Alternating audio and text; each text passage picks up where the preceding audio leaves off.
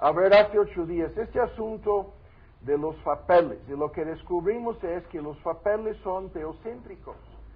Y los ejemplos ya los vimos. Cristo y su iglesia y Dios y cada creyente, ¿no? Los papeles en el matrimonio, ¿por qué le toca al hombre desempeñar el papel de cabeza y por qué le toca a la mujer la submisión? La respuesta es bíblica, teocéntrica, vean, evangélica, porque en todo este tema lo que está metido por medio, la verdad del evangelio. Lo que vimos en síntesis hace 8 días es que le toca al hombre liderazgo responsable, a este tema volveremos, liderazgo amoroso por parte del hombre y submisión obediente y amorosa por parte de la mujer. Y no vamos a meternos el día de hoy en estos detalles, pero el punto fundamental para entender este tema es lo que ya sabemos. Al predicarnos a nosotros mismos el Evangelio, lo que encontramos es lo siguiente. El Evangelio es la única cosa que nos proporciona una perspectiva correcta de la vida. El Evangelio es la única cosa que nos proporciona la perspectiva divina de todas las cosas. El Evangelio es lo que Dios usa para ayudarnos a interpretar correctamente nuestras vidas. Es desde la perspectiva del Evangelio que tenemos que analizar cuidadosamente los distintos papeles de hombre y mujer en el matrimonio, y de igual manera es desde la perspectiva del Evangelio que tenemos que analizar este tema que nos toca el día de hoy, el papel que les corresponde a las personas solteras o a las personas que viven en un matrimonio dividido o a las personas divorciadas o a las personas que por algún motivo se sientan solitas, ¿no?, en su matrimonio. Y esta idea se amplía y se aplica a diferentes temas, ¿no? Pero aquí lo estamos introduciendo el día de hoy en el contexto del papel que le toca jugar, el papel que le toca vivir a la persona que vive por algún motivo sin pareja o por algún motivo ya dentro de una relación matrimonial, pero que no cuenta con la ayuda de su pareja, ¿no? Esto es el tema que vamos a analizar el día de hoy. Lo vuelvo a decir, el tema es nuevamente el Evangelio. Y lo que vamos a descubrir aquí es, en la soledad única de nuestro Señor Jesús, en la soledad extraordinaria y especial que le tocaba vivir, experimentar, y aún voy a decirlo así, aguantar nuestro Señor Jesús, encontramos exactamente cómo todas las personas que se encuentran en una situación como la que hemos resumido, en una situación de soledad, encontramos exactamente cómo han de vivir y cómo han de contar con lo que vamos a descubrir en este tema. Ahora vean en el Evangelio según Juan, en su capítulo 16, el versículo 32. Nuestro estudio comienza con este texto y terminará con este texto. 16:32. Y aquí la hora viene, y ha venido, la hora de su entrega, la hora de su muerte, ¿no? La hora de la crucifixión, a esa hora se refiere. Y aquí la hora viene, y ya ha llegado. Y vean lo que dice, que seréis esparcidos cada uno por su parte, y me dejaré solo. Vean, me dejarán solo. Buscaba en Isaías para ver si había hombre. Buscaba para ver si había alguien que le pudiera ayudar, que le pudiera apoyar, y no encontró a nadie. Y ahora el paralelismo aquí, Cristo anticipando lo que sucedería en la hora de su crucifixión, dice, ustedes cada uno se va a apartar, ¿no? Cada uno por su lado, cada uno por su parte, me van a abandonar, me van a dejar, me dejarán, vean, solo. Mas no estoy solo. porque el Padre está conmigo. Ahora, para introducir más nuestro tema, cuando hablamos de la soledad única de nuestro Señor Jesús, no estamos hablando de Cristo como si fuera una persona solitaria. No estamos hablando de Cristo como si sufriera de un complejo de inferioridad, ¿no? Este tema lo entendemos. Hay mucha gente que tiene este mal, ¿no? Vamos a decir, un tipo de complejo de soledad. Frecuentemente lo que estas personas sienten, su soledad, es una reacción emocional de autocompasión, de tristeza, de infelicidad, porque se sienten como personas solas, como personas sin apoyo, como personas sin compañía, sin ayuda, sin compañeros, ¿no? Y se compadecen a sí mismas o se compadecen de sí mismas, no sé si se lo estoy diciendo bien, pero no estamos hablando de esto. No estamos hablando de un complejo de soledad en Cristo. Cristo no era así. O sea, Cristo no sentía lástima de sí mismo, no se compadecía a sí mismo, no se sentía como apesadumbrado debido a su soledad y debido al paquete que tenía que cargar en este mundo. La soledad de Cristo no tenía nada que ver con esa reacción emocional de autocompasión y tristeza e infelicidad que vemos en mucha gente hoy día. No estamos hablando de la misma cosa aquí. La soledad de Cristo era algo único, algo extraordinario, algo muy especial, algo espiritual. La soledad que nuestro Señor Jesús experimentaba, fíjense bien, no es la que experimentamos nosotros como seres humanos, aunque hay una semejanza. Todos nosotros como seres humanos llegaremos tarde o temprano al momento cuando tendremos que enfrentarnos con la soledad en este mundo. Esta soledad llegará tarde o temprano.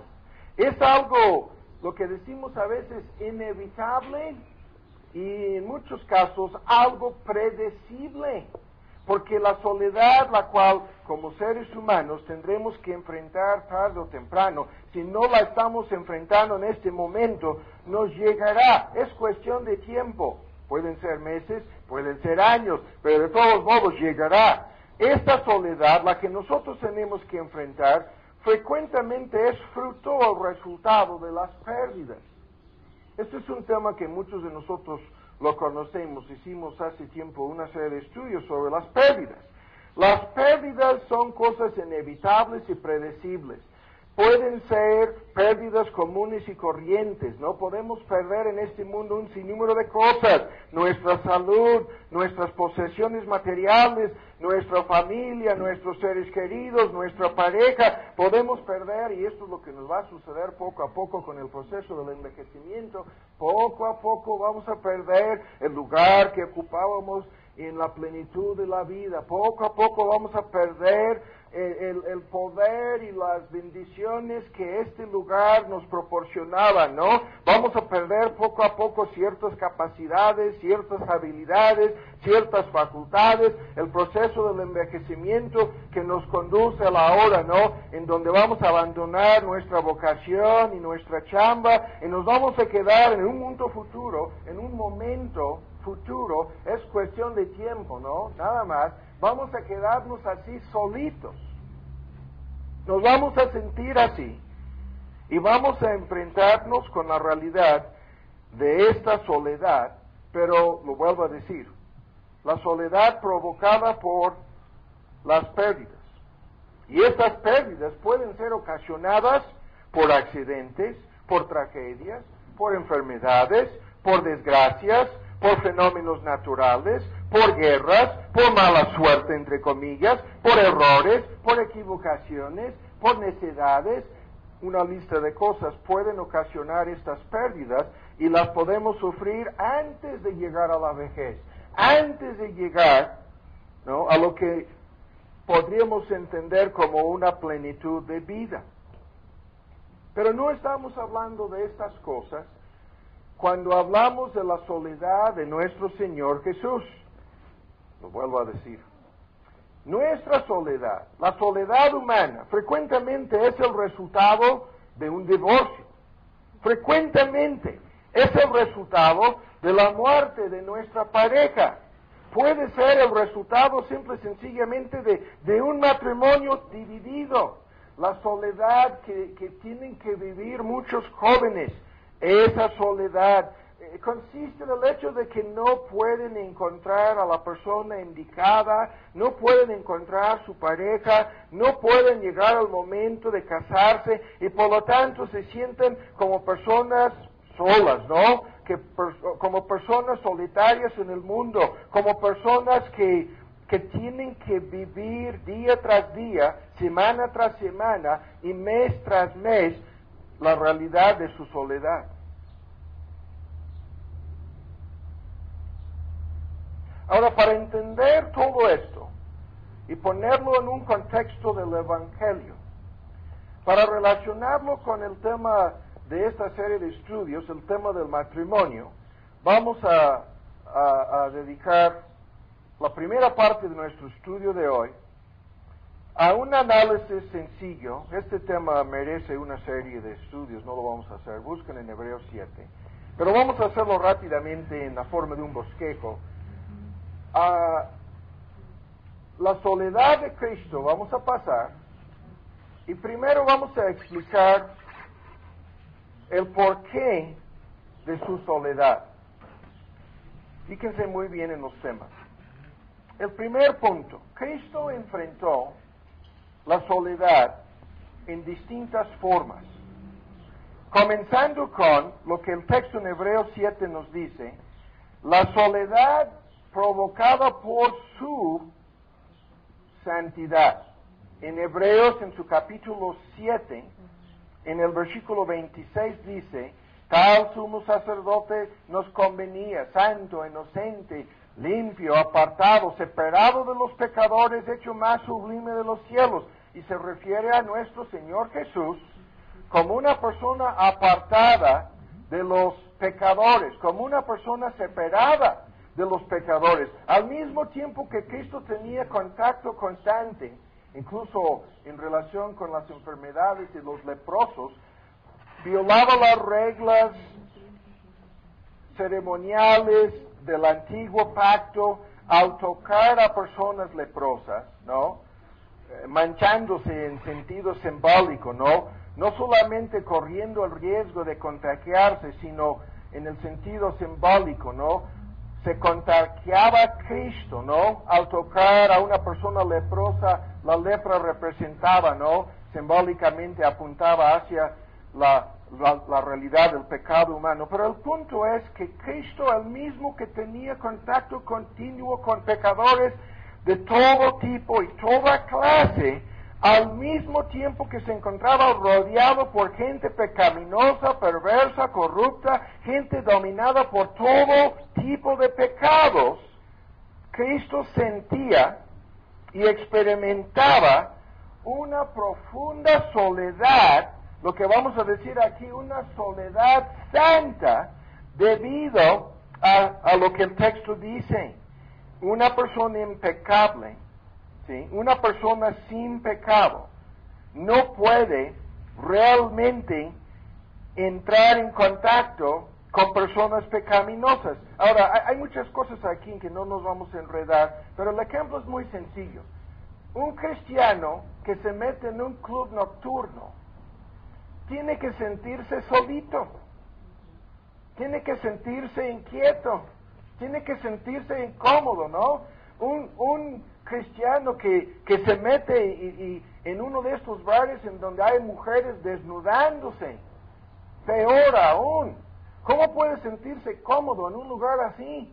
O un cristiano que le invitan a una fiesta, llegar a la hora de la fiesta, al entrar, se están drogando todos los demás jóvenes que se encuentran ahí. ¿Puede sentirse cómodo? No tiene que sentirse, estamos dando una ilustración aquí, en sentido humano, en sentido espiritual, no tiene que sentirse como que yo no cabo aquí, yo no debo estar aquí, yo no puedo permanecer aquí, va a estar fijándose en el reloj, va a estar mirando hasta las puertas, va a estar buscando algún pretexto para irse ya, para disculparse, ¿no? Ahora vean el ejemplo. El mero hecho de encontrarse rodeado por gente pecaminosa. Escuchen, Cristo se encontraba rodeado por ladrones, prostitutas, estafadores, engañadores, gente hipócrita, gente religiosa cuya religión no era más que una máscara de hipocresía. Cristo sabía, ¿no?, que Él no podía ir a ningún lado.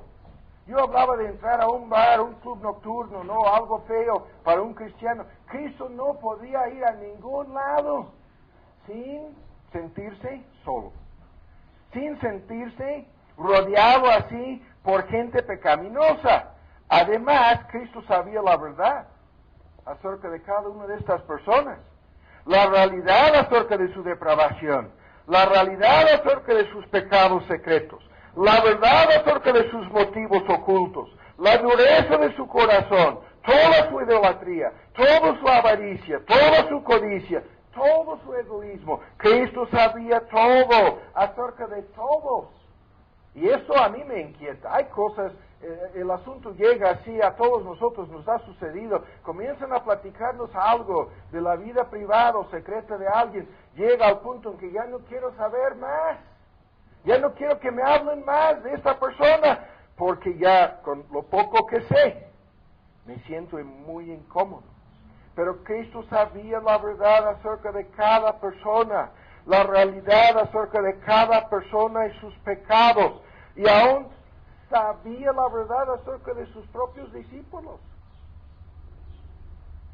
¿Cuántas veces se encontraban discutiendo entre sí sobre quién sería el más importante, sobre quién sería el mayor? O sea, ¿cuántas veces, hasta unas cuantas horas antes de su crucifixión, se encontraban hablando así? Con razón, nuestro Señor Jesús se encontraba como una persona solitaria, una persona sola. O sea, experimentando una profunda soledad en relación con su santidad. Pero hay que apurarnos. Segundo, vean, Cristo también tenía que enfrentarse, así lo estoy planteando, en su naturaleza humana. Cristo tenía que enfrentarse con estas cosas, con la soledad de su grandeza. ¿Qué es esto? Es un tema amplio, ¿no? Cristo, vean con mucha atención, no contaba con nadie que podía realmente entender sus enseñanzas. Cristo no contaba con nadie que tenía un entendimiento completo de lo que Él había venido a hacer. En Juan 16, veámoslo, ¿no? Hasta se vio obligado a decir a sus mismos apóstoles, vean lo que les dijo.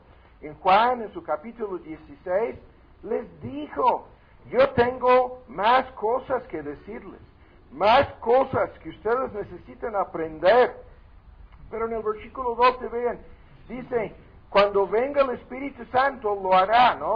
Os guiará toda la verdad, hablando de lo que sucedería en el futuro con la entrega de las Escrituras del Nuevo Testamento, serían guiados a toda la verdad. Pero vean al final del versículo 12, ahora dice, no las pueden llevar, no las pueden sobrellevar. Tengo más cosas que decirles, más cosas que enseñar, pero ahora no las pueden soportar. Una de las traducciones, no las pueden soportar. Bien, Cristo no podía revelar durante su ministerio público de 3 años y medio, no podía revelar toda la verdad, ni siquiera a sus apóstoles, debido a su inmadurez, debido a su falta de crecimiento, debido a su falta de capacidad. Hay una serie de textos en Mateo y en Marcos en donde encontramos a nuestro Señor preguntándoles, ¿aún están ustedes sin entendimiento?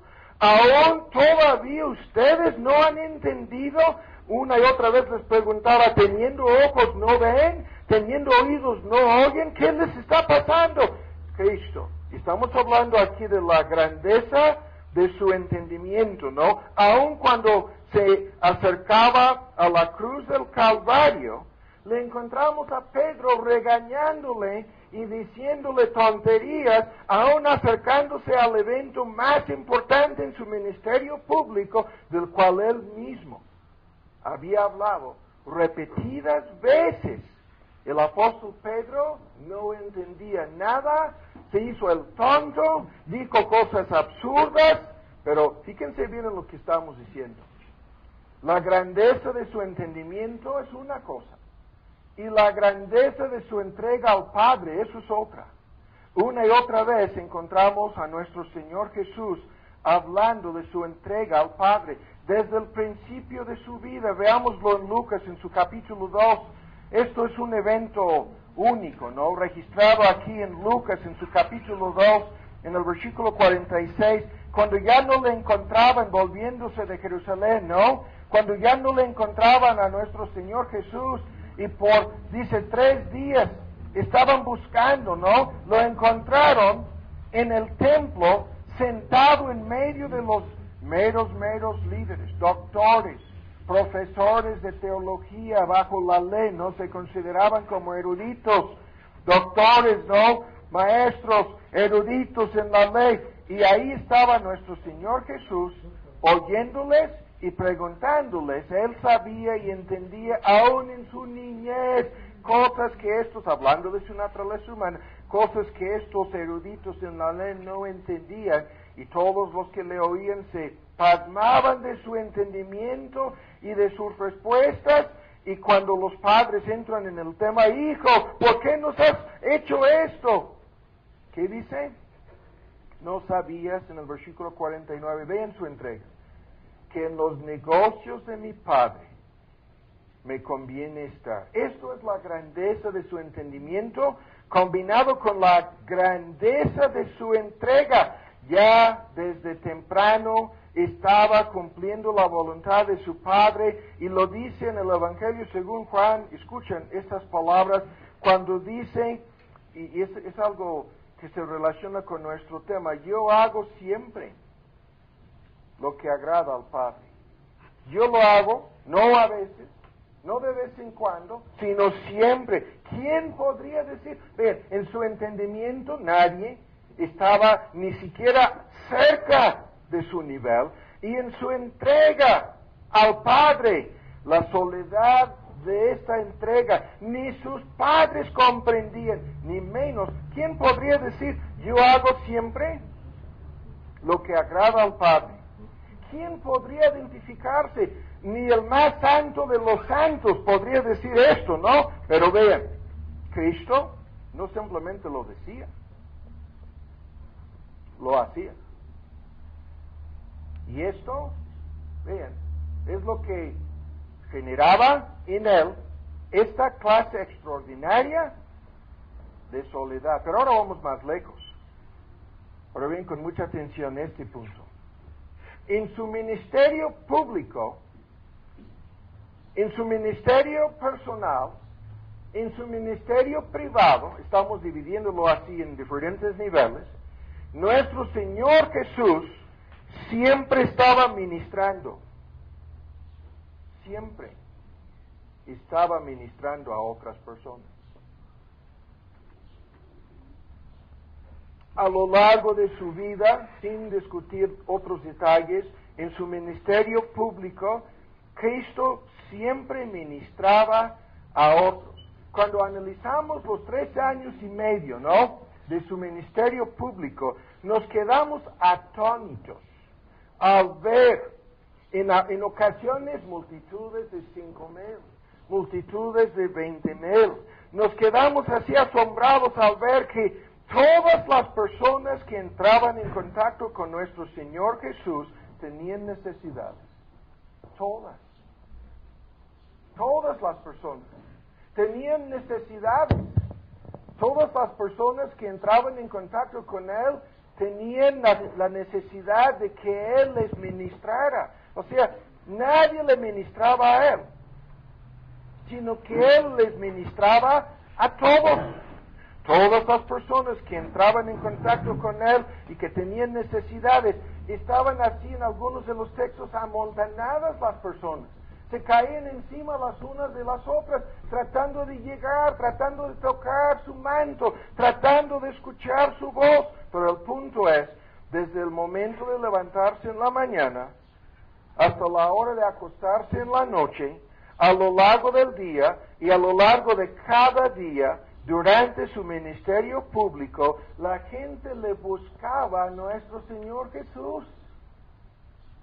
Y esto producía lo que estamos diciendo, una profunda soledad. Nadie le ministraba a él. Él siempre anduvo haciendo bienes, dice el libro de los Hechos. Jesús recorría toda Galilea enseñando en las sinagogas y predicando el evangelio del reino y sanando toda dolencia, toda enfermedad o debilidad crónica, la palabra griega, toda dolencia en el pueblo. Toda la gente le buscaba.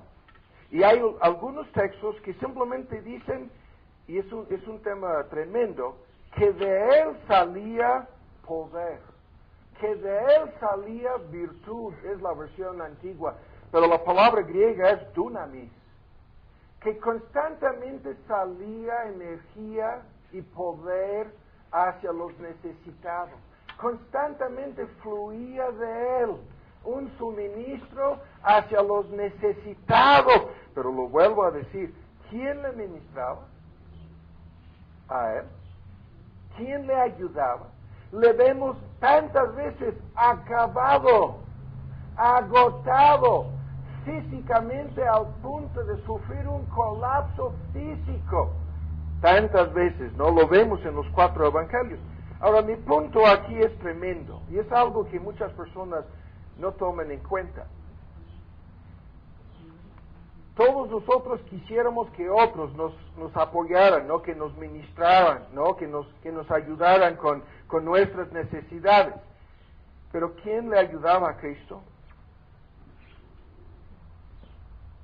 ¿Con quién podría compartir una pequeña parte de la carga? Ni con sus apóstoles. ¿Sí? Solamente al final de la historia. Y lo encontramos con Simón el Cirene. De Libia, dicen los eruditos, un judío extranjero. Y le obligaron, en la última etapa de su vida, a ayudar a nuestro Señor Jesús, ¿no? A cargar su cruz. Sí.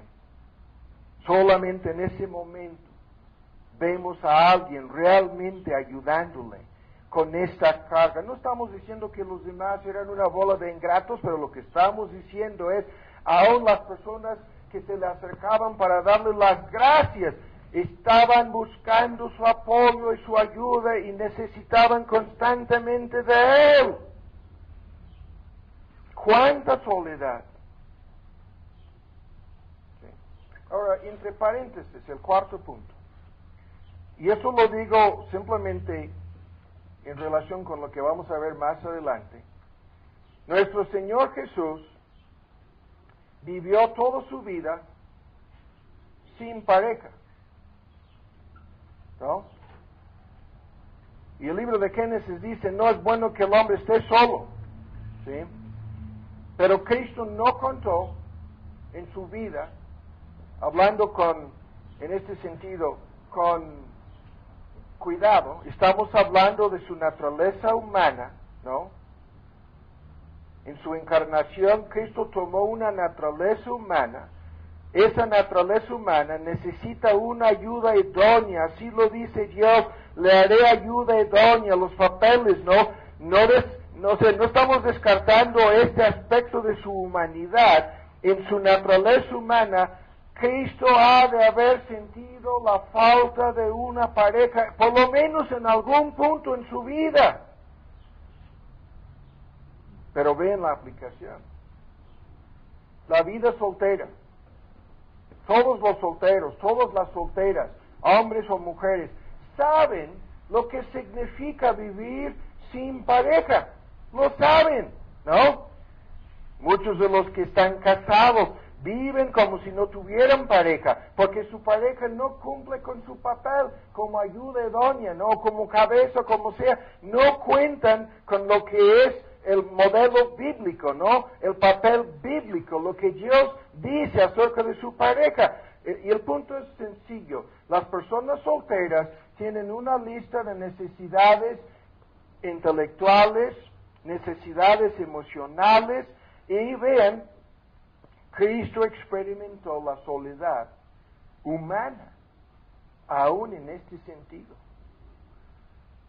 Y Cristo puede identificarse con todas las personas, como vamos a ver, que se encuentran en esta situación. Ahora, rápidamente, el tiempo se nos está yendo. La soledad de la tentación. Buscan en Hebreos en su capítulo 4.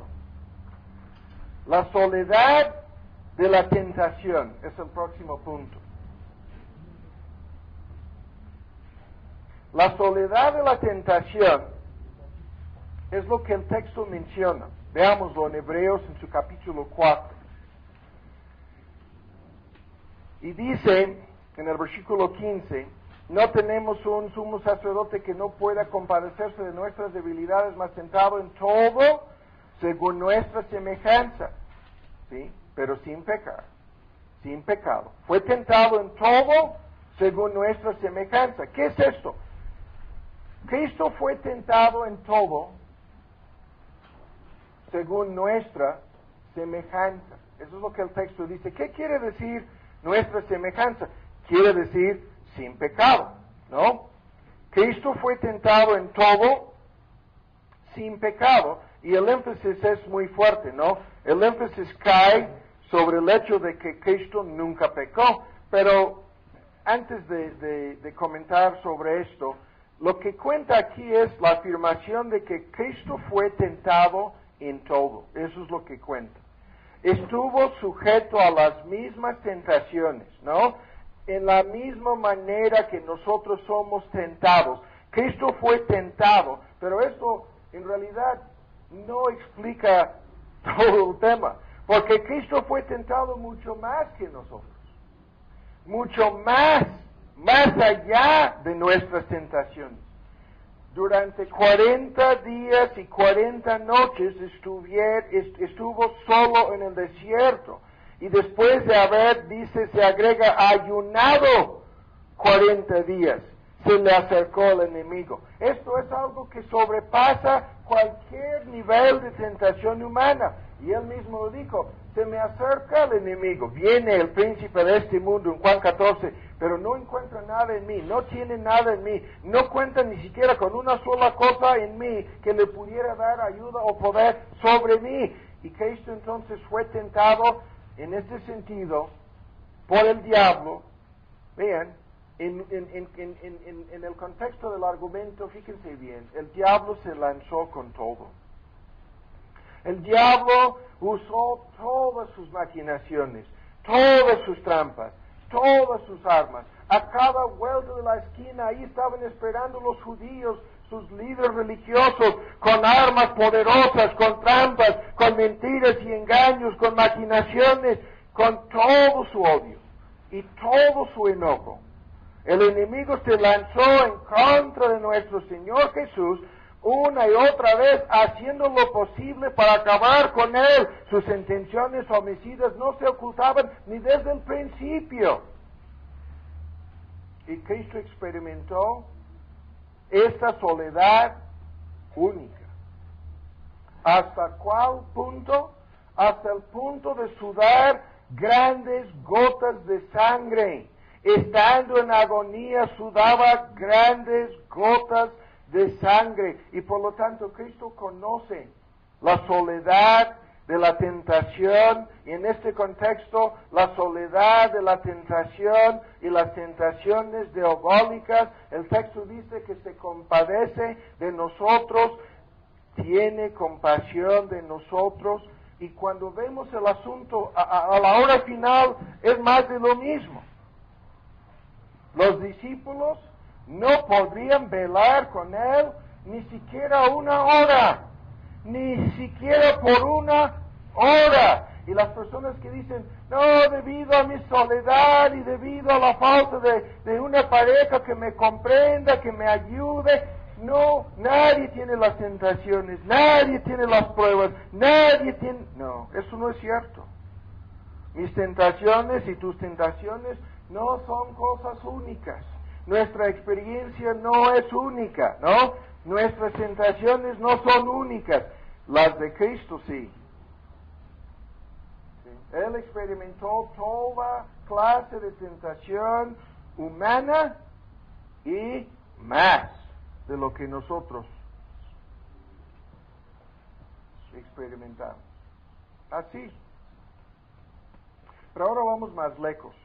La soledad de su santidad, su grandeza, vean, su ministerio público, siempre la gente buscando ayuda, el hecho de no contar ni siquiera con una pareja, una ayuda idónea, el hecho de sentirse atacado en forma continua, en forma constante, el enemigo le estaba de día y de noche, ¿no? Buscando, tratando por todos los caminos posibles, tratando de lograr que nuestro Señor Jesús pecara, aún si pudiera haberlo logrado una sola vez, se habría echado a perder todo el plan de salvación.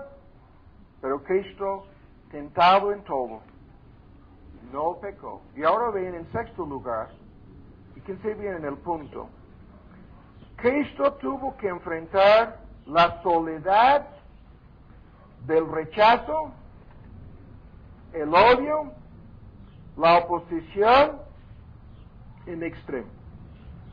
Sus mismas palabras en Juan 15, me aborrecieron sin causa, me odiaron sin causa. Vino a los suyos y los suyos no lo recibieron. Todo el odio humano, aparte del aborrecimiento diabólico, todo el odio humano estaba dirigido en contra de nuestro Señor Jesús desde el principio, desde el comienzo de su ministerio público. La soledad que el odio produce, la soledad que el rechazo ocasiona, ¿no? Todos nosotros sabemos algo de esto. Sabemos lo que significa ser rechazados, ¿no? Ser personas que los demás no nos quieren, ¿no? Los demás, en este contexto, hablando de los cristianos, ¿no? Como le odiaron y le rechazaron a él, a nosotros nos hacen lo mismo. Pero hay que analizar más a fondo este asunto. Aún los miembros de su familia, al principio, le rechazaban. Llegaron a un momento crucial y dice el texto, oyendo sus parientes y los miembros de su familia salieron para agarrarle, para llevárselo, para prenderle, para agarrar a Cristo y meterlo a fuerzas en la casa, diciendo que se había vuelto loco. Los miembros de su familia le tachaban de loco. Cristo experimentaba la soledad que sobreviene cuando uno se encuentra rechazado por su misma familia. Cuando sus seres queridos le rechazan a uno, Cristo sabe lo que esto produce en el corazón humano, pero aún más, Cristo sabe lo que significa ser rechazado y odiado por nuestros amigos. Cuando le preguntaron en Zacarías, ¿qué heridas son estas en tus manos? Él responderá, con ellas fui herido en la casa de mis amigos, dice.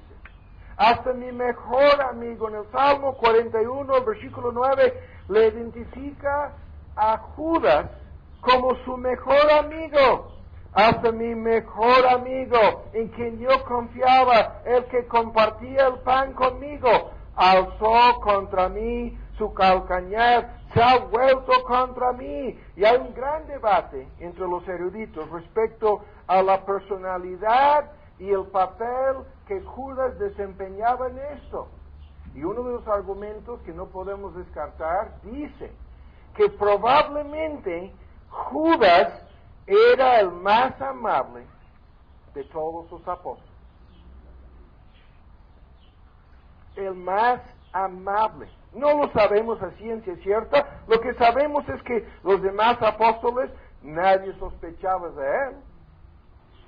Y el mismo Cristo le llamó amigo en el huerto de Getsemaní. Le saludó y le abrazó, y Cristo respondió con la palabra amigo. Ahora, ¿qué es esto? Lo que estamos diciendo es que cuando somos rechazados por nuestros amigos, si estos son amigos de mucho tiempo, eso es lo de menos. A veces son amigos dentro de la familia, ¿no? Dentro del círculo de nuestra familia cercana, pero a veces resulta ser nuestra pareja, la persona que supuestamente, ¿no? Creíamos que era nuestro mejor amigo, nuestro mejor amiga, nuestra pareja, y luego se vuelve en contra de uno, odiando y rechazándolo. Lo que sucedió con Cristo, lo vimos al principio. Cada uno por su parte. Todos los discípulos le abandonaron a la hora final, a la hora de su mayor necesidad, a la hora más importante. Todos se fueron. Isaías 53 dice que fue el más despreciado y el más rechazado de todos los hombres. ¿Qué tipo de soledad produce esto? ¿Nunca te ha sucedido algo semejante a lo que estamos comentando? ¿Nunca se ha convertido en enemigo tuyo aquel que pretendía o decía ser tu mejor amigo? ¿Cómo se siente, no? ¿Cómo lo sentimos en lo más profundo de nuestro ser? Pero esto es lo que sucedió a nuestro Señor Jesús, ¿sí? No una vez, sino aparentemente repetidas veces. ¿Sí? Contando con el ejemplo de Judas, lo hemos ilustrado, pero pudiéramos discutirlo más. Pero ahora, para terminar con este bosquejo, ahora vamos a poner en séptimo lugar la soledad de la cruz.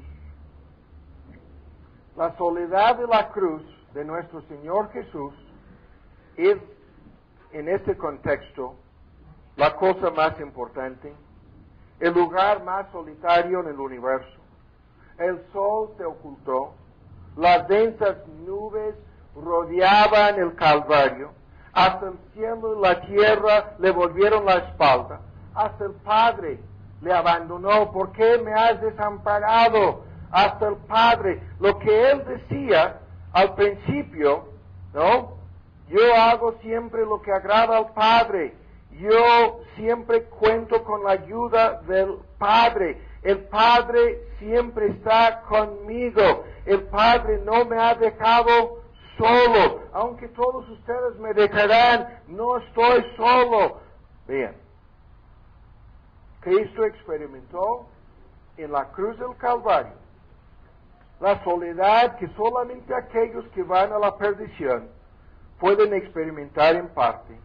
Cristo experimentó la soledad de la cruz cuando aceptó voluntariamente pagar el precio de nuestros pecados. Cuando fue condenado en la cruz del Calvario, el Padre mismo le dio la espalda. Y cuando vemos a nuestro Señor Jesús afirmando de principio a fin, no me ha dejado solo el Padre.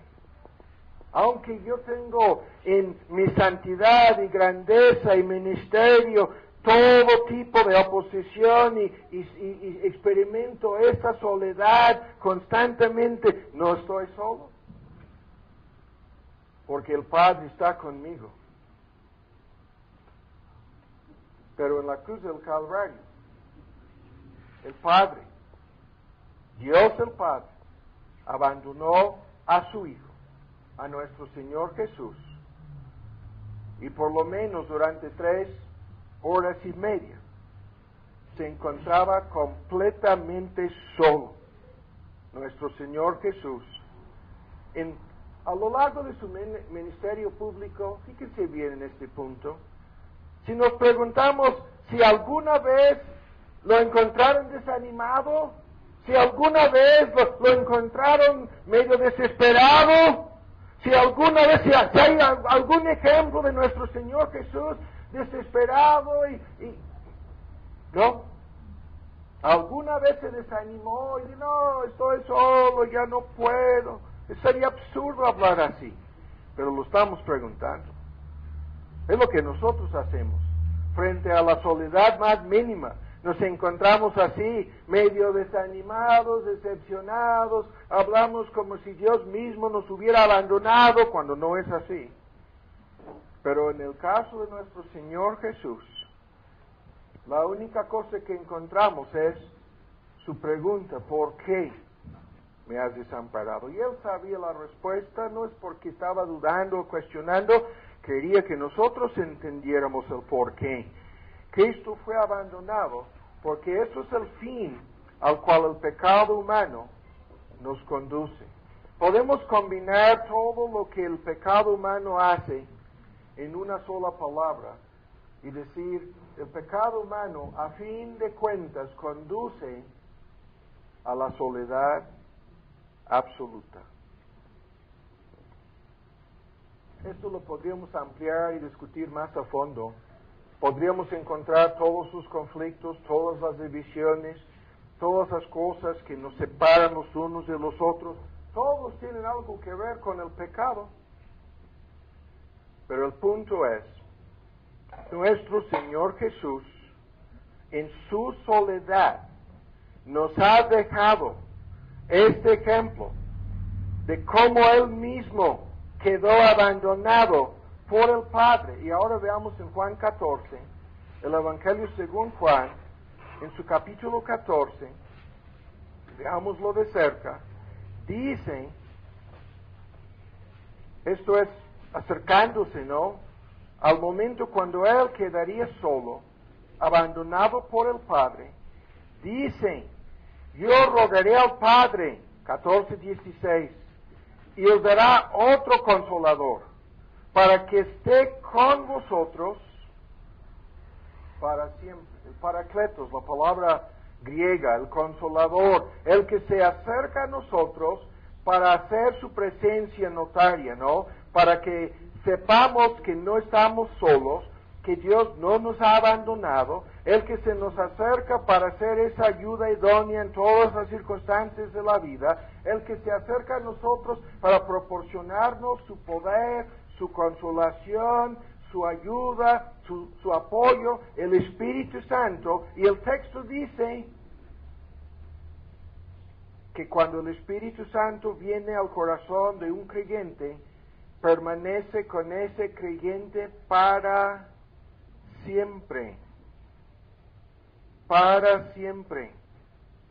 En todas las distintas circunstancias de la vida, en todas las luchas, en medio de lo que parece ser la esencia misma de la soledad humana, el Espíritu Santo está con nosotros para siempre.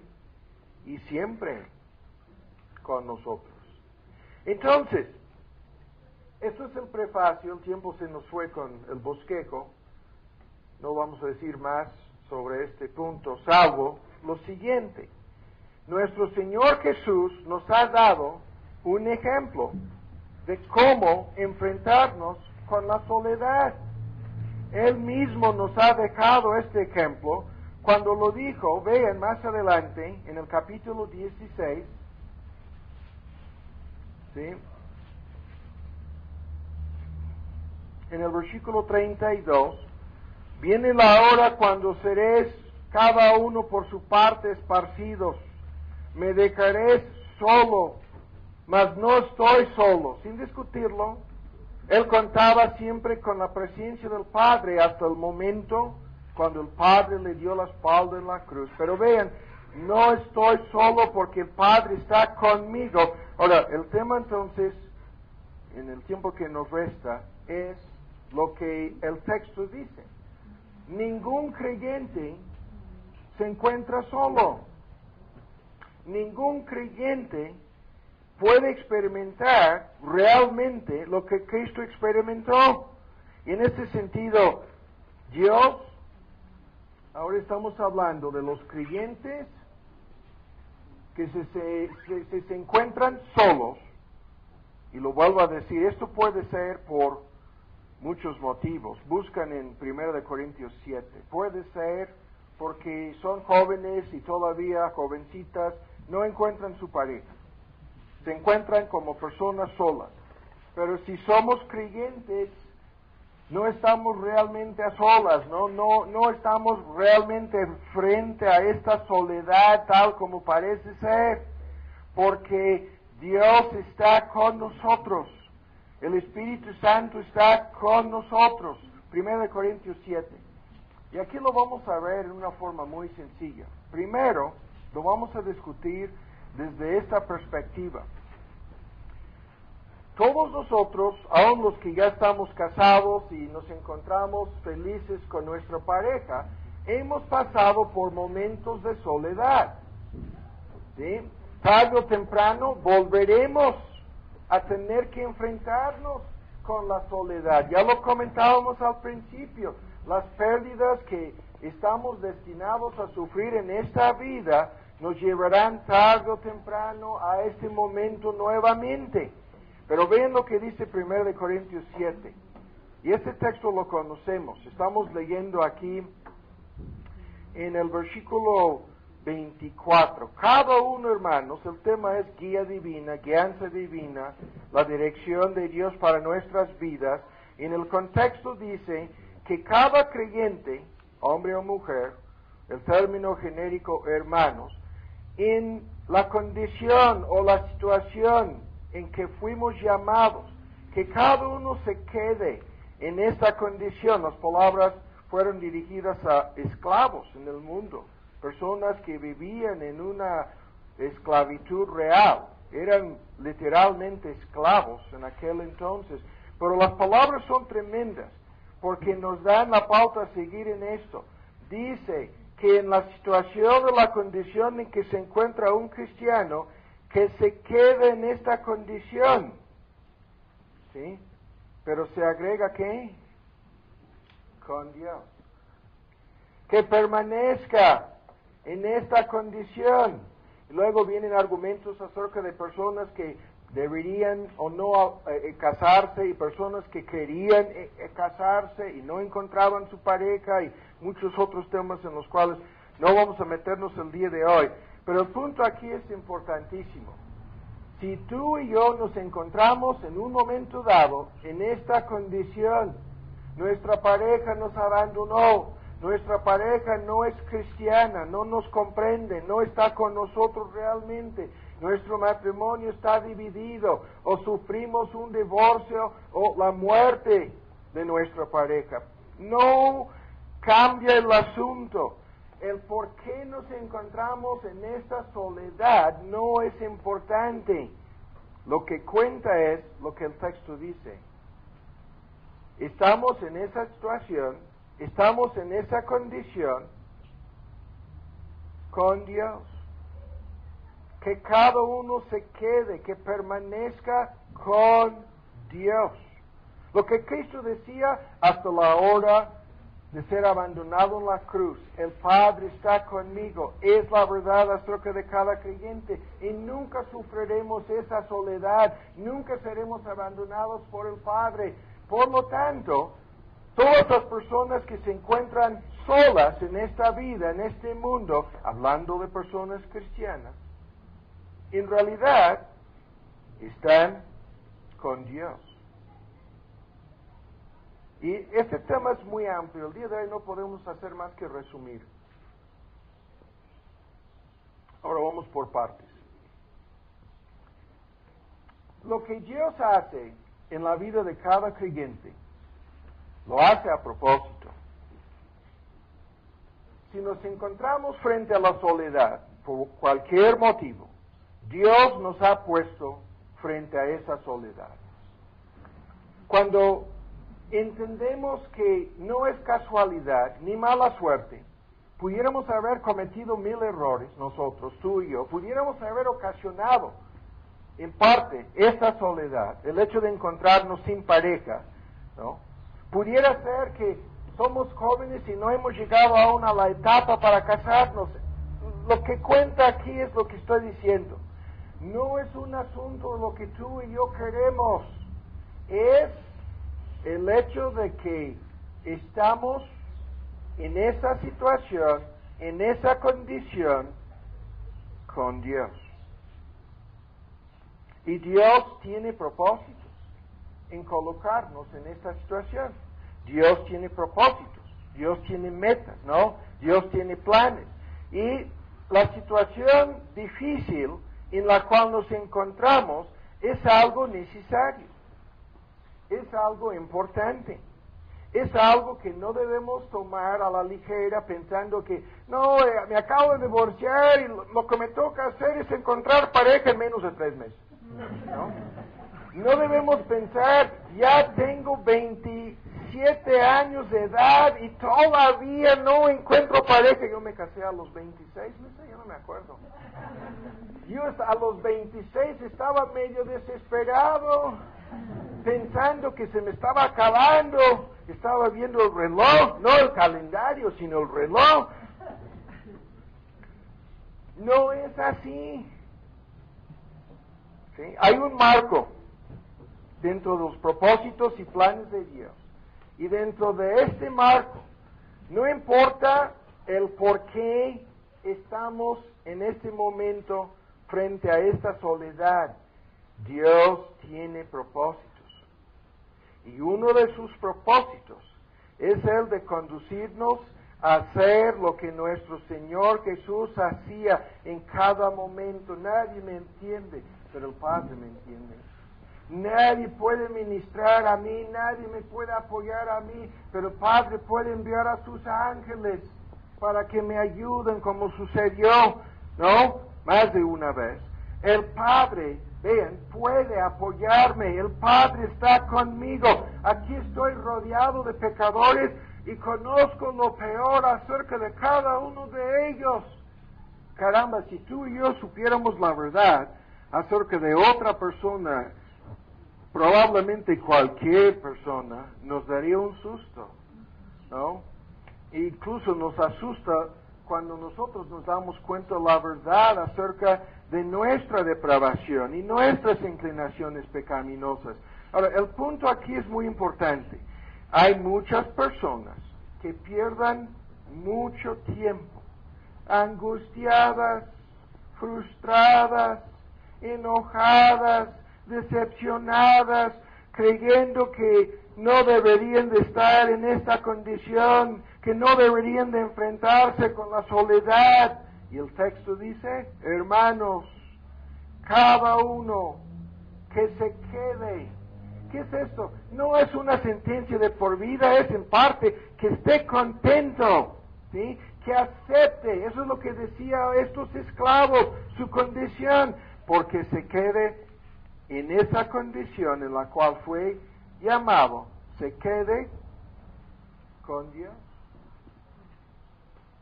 Dios está contigo. Dios está conmigo. Exactamente el secreto que le ayudó a nuestro Señor Jesús a enfrentarse con el odio diabólico, satánico, que diariamente se dirigía en contra de su persona. El Padre está conmigo. ¿Sí? Exactamente así. El texto aquí es más que importante. Vuelven a verlo. Estamos en 1 Corintios 7, 17. Porque la palabra que se traduce como el Señor le repartió, la palabra griega se traduce le asignó.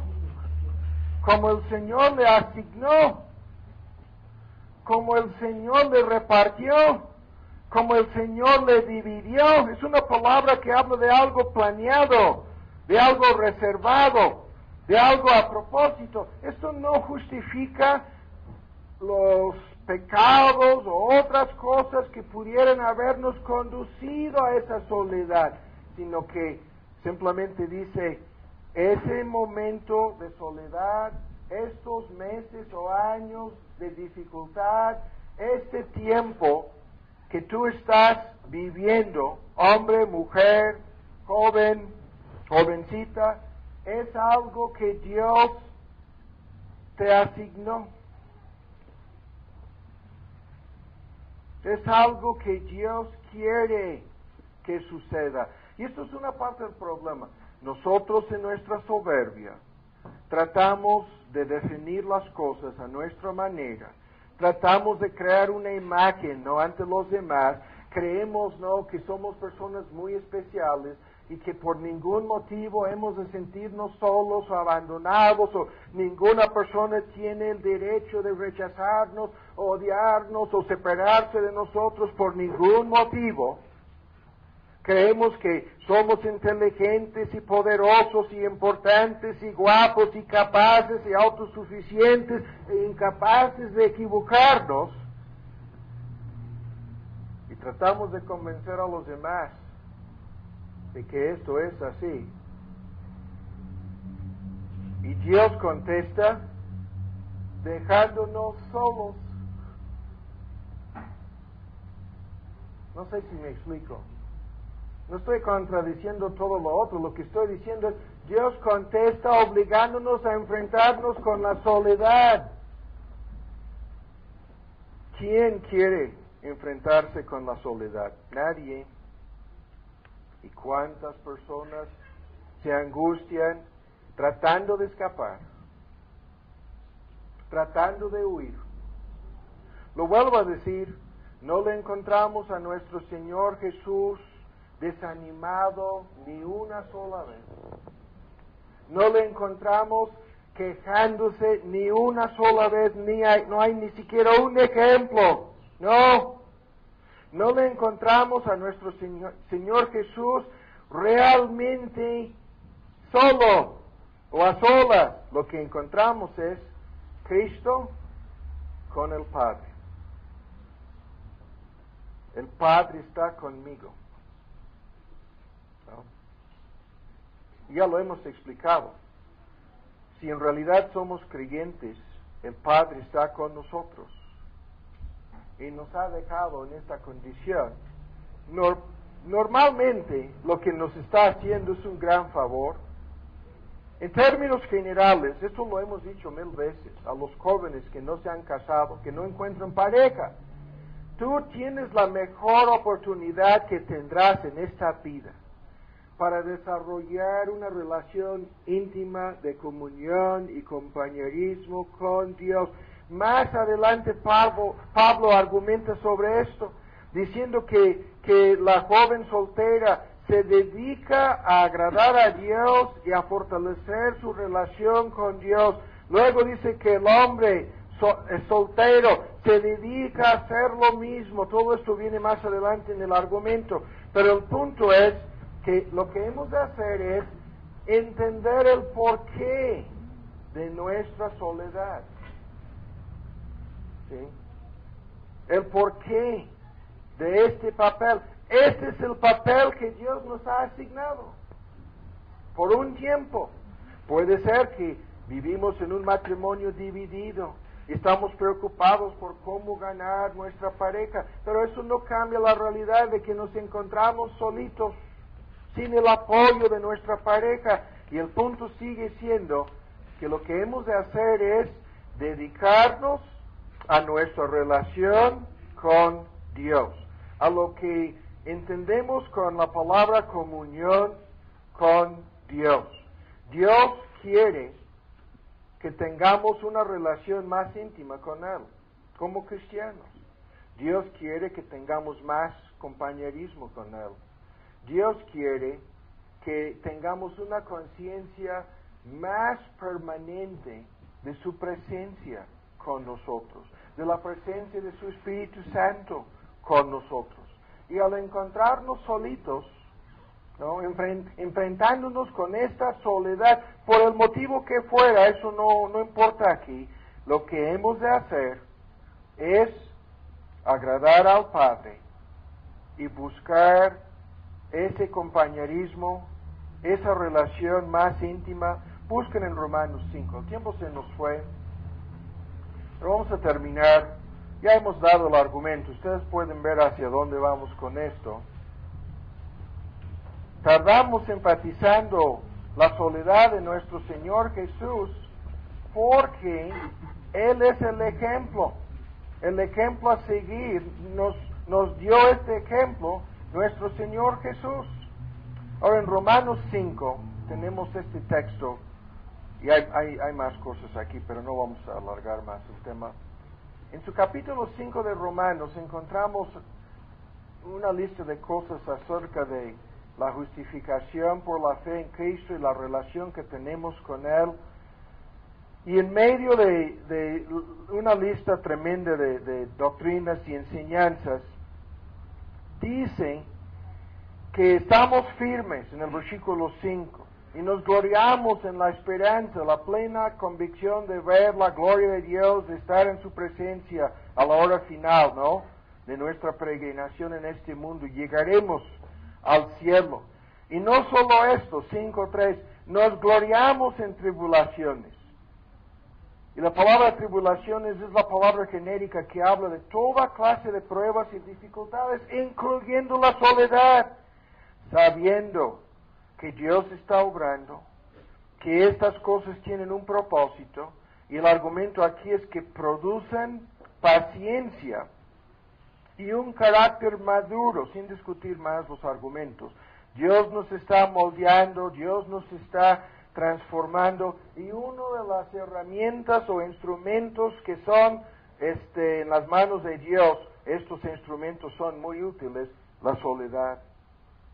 Y dice, vean, que en medio de todo esto, vean en 5, no avergüenza esta condición difícil. La esperanza que tenemos en Cristo nos conduce, lejos de sentirnos avergonzados o solitos o algo parecido. Vean, el amor de Dios está derramado en nuestros corazones. La palabra habla de una inundación, de un diluvio casi. El amor de Dios inundando, ¿no? El amor de Dios en lo más profundo de nuestro corazón está derramado por el Espíritu Santo, el Espíritu que nunca nos deja solos. Y el argumento es tremendo, porque si nos sentimos como abandonados o no amados por nadie en este mundo, Dios nos ama. Y por su Espíritu Santo derramado en nuestro corazón, quiere que nosotros entendamos la grandeza y la profundidad de su amor para con nosotros. Ese amor que le condujo a Jesús a sufrir la soledad que nosotros nunca tendremos que sufrir, la soledad del infierno. ¿Sí? Por lo tanto, dice, lejos de sentir lástima de nosotros mismos, lejos de quejarnos, lejos de murmurar, lejos de cuestionar, lejos de dudar, lo que hemos de hacer es entender lo que Dios está haciendo.